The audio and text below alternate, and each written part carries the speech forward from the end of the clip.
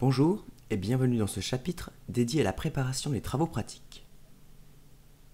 Dans ce chapitre, nous allons aborder un récapitulatif des sondes, commandes, état et statut, la définition des contacts et options de notification, la définition des services, hôtes et options de notification, la définition des dépendances de contrôle, la définition des réactions automatisées et enfin une présentation rapide de l'interface Entréon.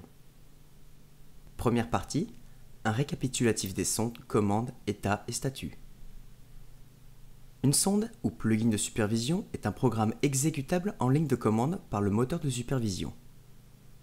Une commande définit la manière d'exécuter la sonde avec ses arguments.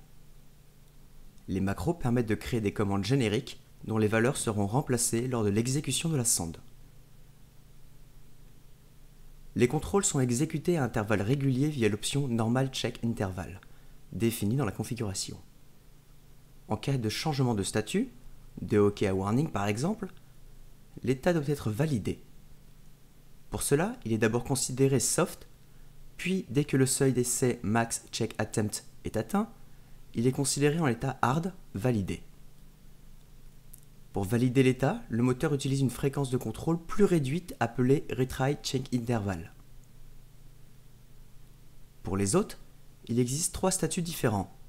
0 pour up, 1 pour down, 2 pour unreachable. Pour les services, il existe 4 statuts différents. 0 pour OK, 1 pour warning, 2 pour critical, 3 pour unknown.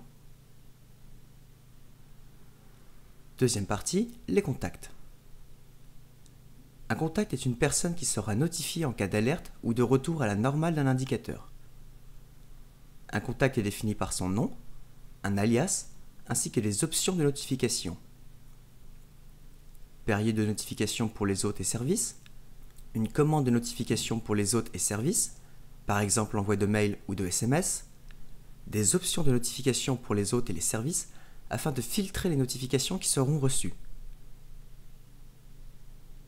Dans l'interface Entréon Web, tous les objets sont configurables via des formulaires. Ici, le premier onglet permet de configurer les options générales, alias, nom complet, adresse email, etc. Le second onglet permet de configurer les options de notification.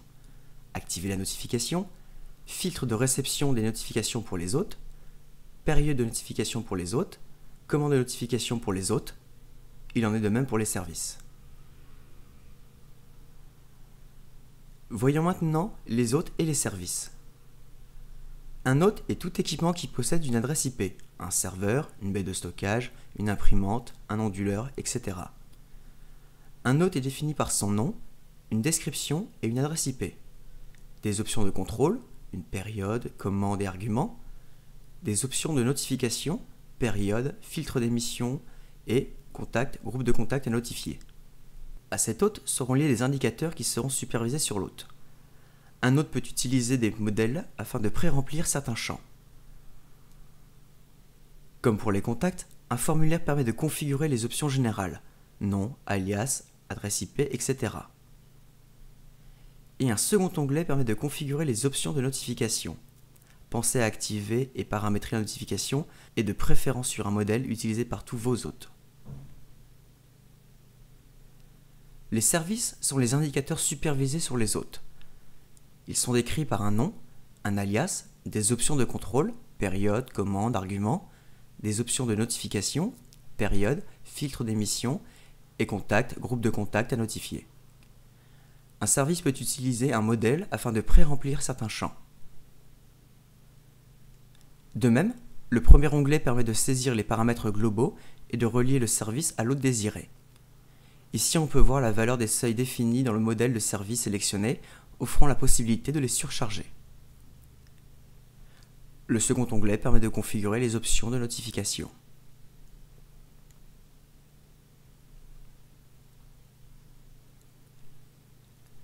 Le quatrième chapitre présente les dépendances. Le premier but des dépendances est de diminuer les notifications et de cibler les alertes. Les dépendances peuvent être de type physique, relation de parenté, et les dépendances logiques entre les contrôles. Une dépendance influe sur le contrôle et ou la notification. et elle est active sur un critère d'échec. Les dépendances physiques représentent la topologie réseau. Si l'élément pair est dans un statut down, alors les éléments fils sont placés dans un statut unreachable pour injoignable. Si le filtre de notification pour le statut unreachable n'est pas coché, alors seul un mail sera envoyé pour l'élément en panne, down, qui est la source du problème. Cela permet donc de se focaliser sur l'élément racine du problème et de ne pas polluer vos boîtes mail avec des informations non essentielles. Voici 3 exemples. Dans le premier exemple, pas de relation de parenté. Le routeur tombe et 3 notifications sont émises. Dans le deuxième exemple, à droite, les relations de parenté sont définies. Seule une notification est émise pour le routeur down, les 2 serveurs sont placés dans un statut injoignable. Dans le troisième, en bas, les relations de parenté sont définies, mais il existe 2 topologies pour rejoindre le serveur situé en bas à gauche. Ce dernier est donc contrôlé normalement. Comme le routeur est tombé, l'équipement situé en bas à droite est lui injoignable. Les dépendances logiques représentent des contraintes de fonctionnement. Prenons l'exemple d'un site web demandant au préalable une authentification LDAP. Que se passe-t-il si le serveur LDAP n'est plus disponible et que nous avons 2 contrôles, un sur le service LDAP et un deuxième sur la disponibilité du site web? Il est envisageable de supprimer l'alerte concernant la disponibilité du site web, car dans le cas présent, elle n'est pas pertinente.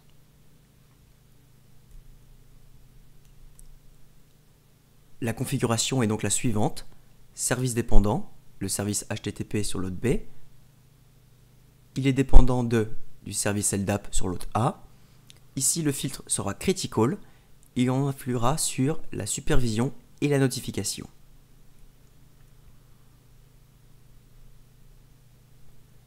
L'avant-dernier chapitre décrit les réactions automatisées. Également appelées event handlers, les réactions automatisées permettent de lancer une commande prédéfinie visant à corriger un problème détecté dans un état soft. Reprenons le cas de notre serveur LDAP. Si ce dernier est détecté comme en dysfonctionnement, il est possible de lancer un script visant à redémarrer ce service. Ainsi, le moteur de supervision exécutera cette commande lors de la détection d'un statut non OK. Attention, les réactions automatisées ne doivent être exécutées que sur les états soft. Il ne sert à rien de redémarrer indéfiniment un processus. Cela pourrait être même contre-productif et détériorer l'état du serveur. La méthodologie est assez simple. 1. Créer un script qui réalisera l'action désirée via un protocole donné. 2. Créer une commande de type MISC qui exécutera le script avec les arguments désirés. 3. Lier la commande au service ou à l'indicateur supervisé. 4. Générer, tester et exporter la configuration, puis redémarrer le moteur. Voici un exemple de commande de réaction automatisée. Un nom, un type et une ligne de commande. Ici, j'utilise la macro $_service_process_name$ pour récupérer le nom du processus utilisé dans le service et ainsi créer une commande générique. La commande est ensuite utilisée dans la définition de mon service. Pensez à activer les réactions automatisées. Dernier chapitre, l'interface Centréon. Pour accéder à l'interface web Centréon, il suffit d'ouvrir son navigateur et de se connecter à l'adresse IP de votre machine virtuelle avec les identifiants admin Centréon. Le menu Monitoring Status Detail permet de visualiser le résultat de la collecte. Le menu Configuration permet de configurer les différents objets de la supervision, hôte, service, commande, etc. Le sous-menu Notification permet de configurer les dépendances logiques. Les dépendances physiques sont à configurer dans le formulaire de l'hôte lui-même. Pour toute aide, se référer à la documentation officielle disponible sur http://documentation.centreon.com. Bon courage pour les travaux pratiques.